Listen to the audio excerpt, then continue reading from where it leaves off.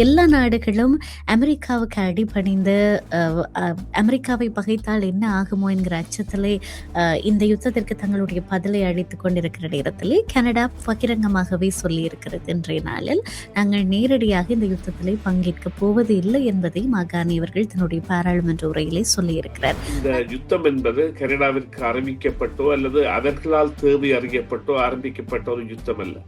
அவ்வாறான ஒரு யுத்தத்தில் கனடா பங்கு பெற்றாது. இந்த இஸ்ரேலும் அதாவது அமெரிக்காவும் முன்னெடுக்கின்ற இந்த யுத்தத்தில் தாங்கள் எப்பொழுதுமே பங்கெடுக்க மாட்டோம் என்றதை இன்று ஆணித்தரமாக கூறியிருக்கின்றார். இதன் மூலம் உண்மையிலேயே கனேடிய போர் வீரர்கள் இந்த விவகாரங்களில் ஈடுபடுவதோ அல்லது போர்க்களங்கள் பாவிக்கப்படுவதோ அல்லது கனேடிய கருவிகள் அல்லது கண்காணிப்பு துறை சார்ந்தவை பாவிக்கப்படுவதோ போன்றவை எல்லாம் இல்லாமல் ஒரு சாதாரண நிலைக்கு, அதாவது எந்த விதமான ஒரு அர்ப்பணிப்புக்கும் நாங்கள் செல்ல போவதில்லை இந்த போரில் என்பது மிகவும் ஒரு உறுதியான அறிவிப்பாக பார்க்கப்படுகிறது. கனடாவை 51 மாகாணமாக தான் கொண்டு வர விரும்புவதை இப்பொழுது நகைச்சுவைக்கான விடயமாக அது வந்துவிடும் என்றால் கனடாவின் பாதை என்பது தற்பொழுது அவர்களுக்கு புரிந்திருக்கும். கனடா எவ்வாறான திசையில் செல்கின்றது, தங்களை தவிர்த்து செல்கின்றது என்பது இருந்த பொழுதிலும் இவ்வாறான சில அதாவது காழ்ப்புணர்வு,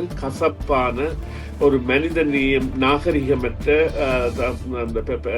பிரச்சாரங்களை அல்லது தூண்டுதல்களை செய்வது அவருடைய வலிமையாகிவிட்டது. ஏனென்றால் அவர் ஒரு சாதாரண மனிதனாக தன்னை எப்பொழுதுமே அடையாளப்படுத்தப்படாத மனித குல இழுக்குகளின் நாயகனாக இருப்பதுதான் அதற்குரிய காரணம். அதனை கடந்து செல்ல வேண்டிய நிலையில் கனடா இருக்கின்றது.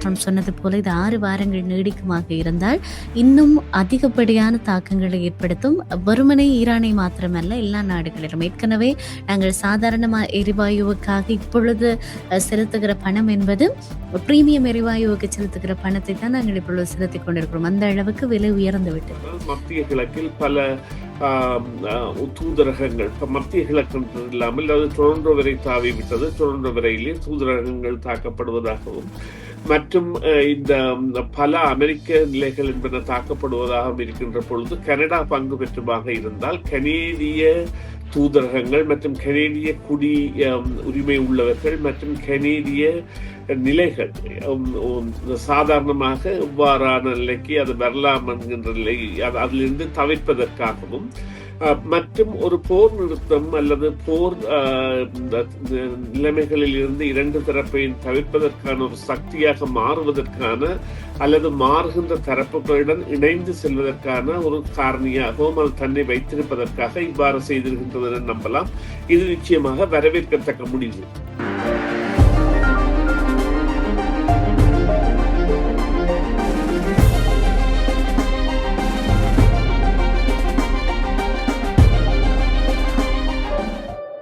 இப்பொழுது மும்முரமாக பேசப்பட்டு வருகிறதும் கவனிக்கப்பட்டு வருகிறதும் அன்றாடம் அது தொடர்பான விடயங்களை பேசி வருகிறதுமாக இருப்பது இந்த அமெரிக்கா, இஸ்ரேல் மற்றும் ஈரானுக்கு இடையிலான போர்.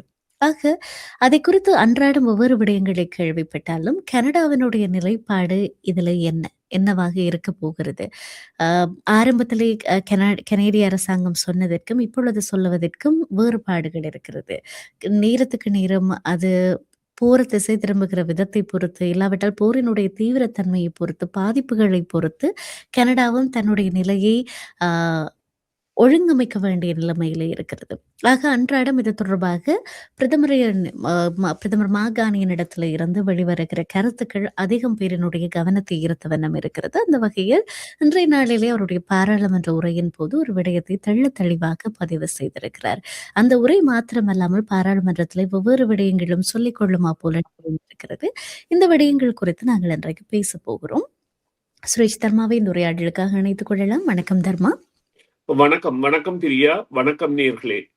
மற்றொரு உரையாடலை சந்திப்பதில் மகிழ்ச்சி தர்மா. நான் ஏற்கனவே சொன்னது போல கனேடிய அரசாங்கத்தினுடைய நிலைப்பாடு இதுல என்னவாக இருக்க போகிறது? கனடா இதிலே பங்குதாரராக இருக்க போகிறதா, பார்வையாளராக இந்த யுத்தத்தில் இருக்க போகிறதா என்பது நிறைய பேரினுடைய கேள்வியாக இருந்தது. மிக குறிப்பாக கனேடியர்களினுடைய கேள்வியாக இருந்தது.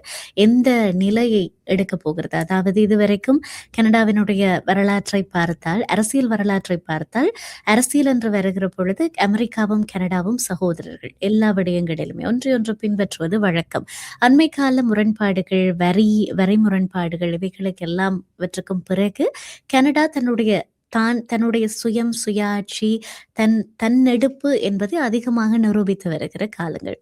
ஆக இப்படி இருக்க எல்லா நாடுகளும் அமெரிக்காவுக்கு அடிபணிந்து அ அ அமெரிக்காவை பகைத்தால் என்ன ஆகுமோ என்கிற அச்சத்திலே இந்த யுத்தத்திற்கு தங்களுடைய பதிலை அளித்துக் கொண்டிருக்கிற நேரத்திலே கனடா பகிரங்கமாகவே சொல்லியிருக்கிறது இன்றைய நாளில், நாங்கள் நேரடியாக இந்த யுத்தத்திலே பங்கேற்கப் போவது இல்லை என்பதை மாகாணி அவர்கள் தன்னுடைய பாராளுமன்ற உரையிலே சொல்லியிருக்கிறார். ஆக சில நேரம் ஆரம்பத்திலே இல்லை கனடா அமெரிக்காவுக்கு சார்பாக இருக்கும் என்ற மாதிரியான கருத்துக்கள் இருந்தது. ஆக இந்த முன்னுக்கு பின் முரணாக கனடா இவ்வாறு பதிலளிப்பதற்கு என்ன காரணம்? உண்மையிலுமே கனடாவினுடைய நிலைப்பாடு தான் என்ன?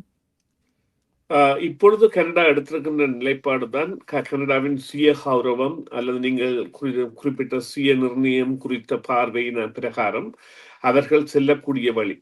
கனடா நேட்டோவின் ஒரு அங்கத்தவராக இருந்தாலும் இந்த யுத்தம் என்பது கனடாவிற்கு அறிவிக்கப்பட்டோ அல்லது அவர்களால் தேவை அறியப்பட்டோ ஆரம்பிக்கப்பட்ட ஒரு யுத்தம் அல்ல.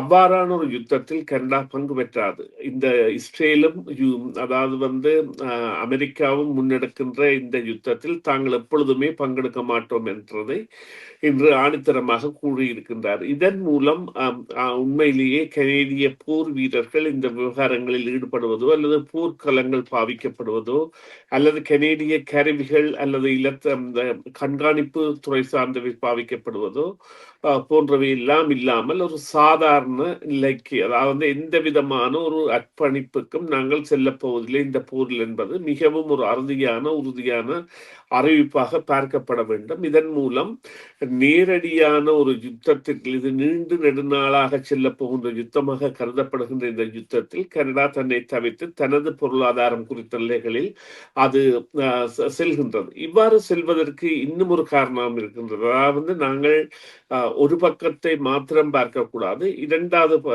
அதற்கு உள்ள அதாவது அந்த மறைமுக பக்கத்தையும் பார்க்க வேண்டும். இப்பொழுது பார்த்தீர்களானால் மத்திய கிழக்கில் பல தூதரகங்கள், மத்திய கிழக்கு இல்லாமல் அது டொரண்டோ வரை தாவி விட்டது. டொரண்டோ வரையிலே தூதரகங்கள் தாக்கப்படுவதாகவும் மற்றும் இந்த பல அமெரிக்க நிலைகள் என்பன தாக்கப்படுவதாகவும் இருக்கின்ற பொழுது கனடா பங்கு பெற்றுமாக இருந்தால் கனேடிய தூதரகங்கள் மற்றும் கனேடிய உரிமை உள்ளவர்கள் மற்றும் கனேடிய நிலைகள் சாதாரணமாக இவ்வாறான நிலைக்கு அது வரலாம் என்கின்ற நிலை அதிலிருந்து தவிர்ப்பதற்காகவும் மற்றும் ஒரு போர் நிறுத்தம் அல்லது போர் நிலைமைகளில் இருந்து இரண்டு தரப்பையும் தவிர்ப்பதற்கான ஒரு சக்தியாக மாறுவதற்கான அல்லது மாறுகின்ற தரப்புகளுடன் இணைந்து செல்வதற்கான ஒரு காரணியாகவும் அது தன்னை வைத்திருப்பதற்காக இவ்வாறு செய்திருக்கின்றது என நம்பலாம். இது நிச்சயமாக வரவேற்கத்தக்க முடிவு. நிச்சயமாக. ஆனால் என்னதான் கானி அவர்கள் இதிலே கனடா நேரடியாக பங்கேற்காது என்று சொன்னாலுமே கூட, ஈரானினுடைய இந்த அணு ஆயுத உற்பத்தி, அதனுடைய பிரயோகம் இவைகளையெல்லாம் கனடா ஆதரிக்கவில்லை என்பதையும் அங்கே பதிவு செய்திருக்கிறார். அவர் கனடாவை பொறுத்தவரைக்கும் இந்த யுத்தத்தினுடைய தீவிரம் அதிகரிக்கக்கூடாது. முடிந்த அளவுக்கு இது தணிக்கை செய்யப்பட வேண்டும், தணிக்கப்பட வேண்டும். காரணம் பொருளாதார விலையேற்றங்கள், எரிபொருள் விலையேற்றங்கள் இவைகள் எல்லாம் எல்லா நாடுகளுக்குமே ஒரு சுமையாக மாற ஆரம்பித்திருக்கிறதுனாலே கனடா இந்த நிலைப்பாட்டை எடுத்திருக்கிறது. இது ஒரு புறம் என்று சொல்லிச்சினால் டொனால்ட் ட்ரம்ப் கனடாவை தொடர்ச்சியாக சீண்டுகிற பாட்டை குறைத்த பாடில்லை. முன்னம் கனடா அமெரிக்காவோடு இணைய வேண்டும் என்கிறதையும் 51வது மாநிலமாக அமைய வேண்டும் என்பதையும் கனடாவினுடைய ஆட்சியையும் ஆட்சியாளர்களையும் கொச்சப்படுத்துகிறதான கருத்துக்களையும் மலினப்படுத்துகிறதான கருத்துக்களையும் அவர் பதிவிட்டிருந்தார். அதே போல அண்மையிலே மறுபடியும் மாகாணி அவர்கள் கனடாவினுடைய சிறந்த கவர்னராக இருப்பார் என்கிறதாக ஒரு பதிவினை இட்டிருந்தார். இதை நீங்கள் எப்படி பார்க்கிறீர்கள்? ஆம், இன்றைய இந்த பதிவு என்பது வன்மமானது. தன்னுடைய மாகாண ஆளுநர்களுடன் இந்த பெரிய நதிகள் உலகில் உள்ள பெரிய கிரேட் லேக்ஸ் எனப்படுபவை வட அமெரிக்காவில் தான் இருக்கின்றன. அந்த பெரிய நதிகள் அல்லது பெரிய நீர் நிலைகள் அதாவது நீரோட்டங்கள், இந்த லேக்ஸ் எனப்படுகின்ற இந்த கிரேட் 5 கிரேட் லேக்ஸ் எனப்படுகின்ற இந்த இடத்தில் ஆம், அந்த ஆசியாவில் இருந்து வருகின்ற ஒரு மீன் இனத்தின் பரம்பல் என்பது பெருகுவதால் இந்த இயற்கையாக இங்கே வருகின்ற மீனினங்கள் மற்றும் கடல் அந்த உயிரினங்கள் எல்லாம் பாதிப்பை ஏற்படுகின்றன. இதனை இந்த ஏசியன் காப் என்பார்கள் அந்த மீனை. அந்த மீன் மற்றைய மீன்களை பிடித்து உண்பதாகவும் அல்லது மற்றைய கடல் உயிரினங்கள் நமக்கு ஆபத்தானதாகவும் அமைவதாகவும் இருந்ததால் அது குறித்த கலந்துரையாடல் தொடர்பான பதிவை பதிவிடுகின்ற பொழுது இந்த விவகாரத்தில் கனடாவின் எதிர்கால ஆளுநர் மாக்காணியின் கவனம் செலுத்துவார் என்கின்ற ஒரு கருத்தை வெளியிட்டிருந்தார். ட்விட்டர் பதிவாக இருந்தாலும் அதுதான் அவருடைய உத்தியோகபூர்வ செயற்பாடு. இந்த நிலை என்பது அவர் இன்னமும் தனது அந்த வன்மம் கலந்த நிலையை அல்லது கனேடிய தலைவர்களை தாக்கும் நிலையில் இருந்து இறங்கவில்லை என்பதையும், அல்லது கனடாவை 51 மாகாணமாக தான் அந்த கொண்டு வர விரும்புவதை இப்பொழுது நகைச்சுவைக்கான விடயமாக அது வந்துவிடும் என்றால், கனடாவின் பாதை என்பது தற்பொழுது அவர்களுக்கு புரிந்திருக்கும். கனடா எவ்வாறான திசையில் செல்கின்றது, தங்களை தவிர்த்து செல்கின்றது என்பது. இருந்த பொழுதிலும் இவ்வாறான சில அதாவது காழ்ப்புணர்வு, கசப்பான ஒரு மனித நேயம், நாகரிகமற்ற அந்த பிரச்சாரங்களை அல்லது அந்த தூண்டுதல்களை செய்வது அவருடைய வலிமையாகிவிட்டது. ஏனென்றால் அவர் ஒரு சாதாரண மனிதனாக தன்னை எப்பொழுதுமே அடையாளப்படுத்தப்படாத மனித குல இழுக்குகளின் நாயகனாக இருப்பதுதான் அதற்குரிய காரணம். அதனை கடந்து செல்ல வேண்டிய நிலையில் கனடா இருக்கின்றது. இதில் உண்மையிலேயே பெருமைப்படக்கூடிய விடயம் என்னவென்று சொன்னால், மார்கானி ஒரு அறிவு சார்ந்த ஒரு ஆளுமை மிக்க தலைவராக இருப்பதால் அவருடைய மௌனங்களும் அவருக்கு அந்த அளவோடு செல்கின்ற பதில்களும் டொனால்ட் ட்ரம்பை கீழே கொண்டு செல்கின்றது. எனவே ஒரு தகுதி இல்லாத தலைவர் என்பதை டொனால்ட் ட்ரம்ப் அவர்கள் அடையாளப்படுத்துவதற்கு இது உதவுகின்றது என்பதுதான் உண்மை. நிச்சயமாக. அத்தோடு கூட கனடாவினுடைய நிலைப்பாடு இந்த ஈரான், அமெரிக்கா மற்றும் இஸ்ரேலுடனான இந்த போரிலே கனடாவினுடைய நிலைப்பாடு என்பதும் மாகாணிக்கு மன்னிக்கவும், டொனால்ட் ட்ரம்புக்கு ஒரு அதிருப்தி ஏற்படுத்துகிற ஒன்றாக இருக்கும். ஆக அதனுடைய வெளிப்பாடாக கூட இந்த கருத்தை நாங்கள் பார்க்க முடியும். இத்தகையான மலினத்தனமான கருத்துக்கள் மூலம் சிறுமைப்படுத்தி விடலாம் என்கிற நோக்கிலே வெளிப்படுத்துகிற கருத்துக்களாக கூட இருக்க முடியும். ஆக இது இப்படி இருக்கும். இன்னொரு பக்கம் இது டொனால்ட் ட்ரம்ப் தரப்பில் இருந்து நிகழ்ந்து கொண்டிருக்கிறது என்று சொல்லிச்சுனால், எவ்வளவுக்கு எவ்வளவு லிபரலையாக இருக்கட்டும், மாகாணியாக இருக்கட்டும், இப்பொழுது இருக்கக்கூடிய அரசாங்கத்தையாக இருக்கட்டும் குறைத்து எடை போட நினைக்கிறார்களோ, அதை காட்டிலும் லிபரல் பலமாகி கொண்டு வருகிறதை பார்க்கக்கூடியதாக இருக்கிறது. குறிப்பாக அண்மையிலே கூட NDPயினுடைய ஒரு எம்பி, ஒரு உறுப்பினர், அவர் உறுப்பினராக தெரிவு செய்யப்பட்ட பிறகு தன்னுடைய பதவியிலே அவர் தன்னுடைய கட்சியிலே இருந்து லிபரலுக்கு மாற்றம் அடைந்திருக்கிறார். ஆக இந்த விடயம் இவ்வாறு மாற்றமடைவது என்பது லிபரலினுடைய உறுப்பினர்களை, அங்கத்துவத்தை, பலத்தை பாராளுமன்றத்திலே கூட்டிக் கொண்டே செல்லுகிறது. ஆக இது எதிர்காலத்திலே லிபரல் மற்ற எதிர்க்கட்சியினுடைய ஆதரவின்றி தானாகவே சட்டங்களை அமுல்படுத்துவதற்கான வாய்ப்புகளை அதிகரிக்கிறது. ஆக இதை எப்படி பார்க்கிறீர்கள்? ஆம். இன்று பிற்பகல் அந்த புதிய ஜன கட்சியின் நுனாவிட் பிரதேச அந்த பாராளுமன்ற உறுப்பினர் மாகாணியின் அரசுடன் இணைந்திருக்கின்றார். இது நிச்சயமாக அவர்களுக்கு தேவையான மேலதிக ஆசனங்களை 3லிருந்து 2ஆக குறைத்துள்ளது. எனவே இந்த நடைபெறுகின்ற 3 இடைத்தேர்தல்களில் இப்பொழுது அவர்கள் கட்டாயமாக வெல்ல வேண்டிய தொகுதிகள் 2ஆக மாறியிருக்கின்றன.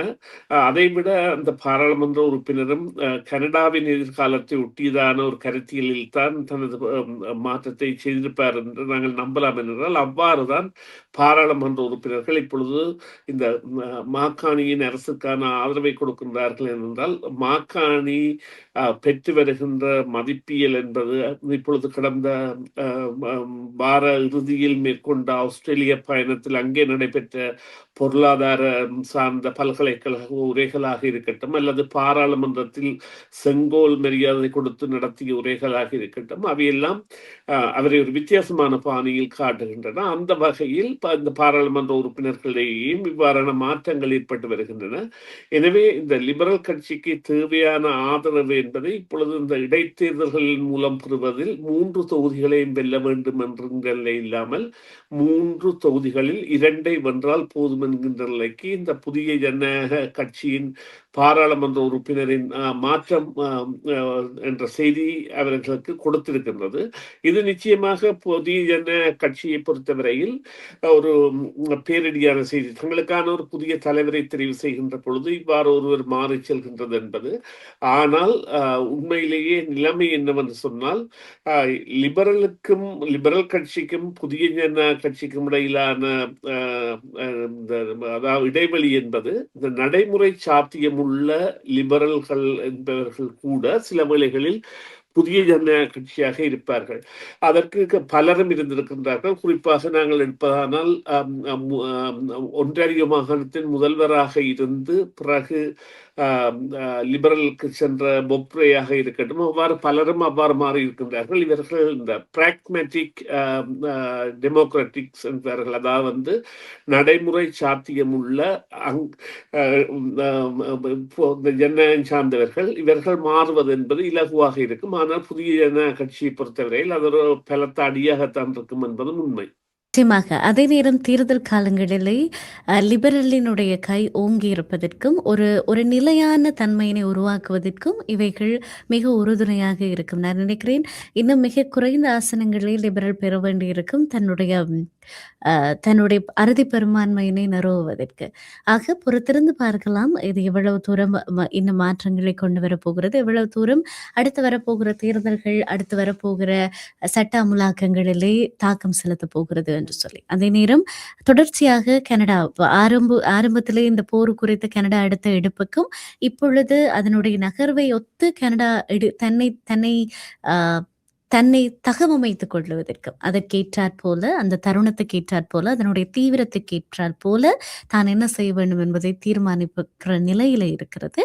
பொறுத்திருந்து பார்க்கலாம். டொனால்ட் ட்ரம்ப் சொன்னது போல இது 6 வாரங்கள் நீடிக்குமாக இருந்தால் இன்னும் அதிகப்படியான தாக்கங்களை ஏற்படுத்தும். வெறுமனே ஈரானை மாத்திரமல்ல, எல்லா நாடுகளிலும். ஏற்கனவே நாங்கள் சாதாரண எரிவாயுவுக்காக இப்பொழுது செலுத்துகிற பணம் என்பது பிரீமியம் எரிவாயுவுக்கு செலுத்துகிற பணத்தை தான் நாங்கள் இப்பொழுது செலுத்திக் கொண்டிருக்கிறோம். அந்த அளவுக்கு விலை உயர்ந்து விட்டது.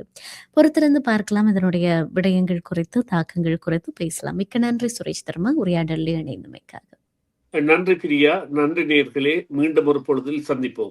டிவிஐ யூடியூப் சேனலில் இணைந்திருக்கும் நேயர்கள் அனைவருக்கும் எமது நன்றி. எமது காணொளி தொகுப்புகளை தொடர்ந்து நீங்கள் பார்வையிடுவதற்கு கீழிருக்கின்ற பெல் பட்டனை அழுத்துவதனூடாக நோட்டிபிகேஷனில் பல காணொளி தொகுப்புகள் உடனுக்குடன் உங்களை வந்து சேரும். அருகில் இருக்கின்ற முக்கிய காணொளி தொகுப்புகளையும் பார்வையிட தவறாதீர்கள்.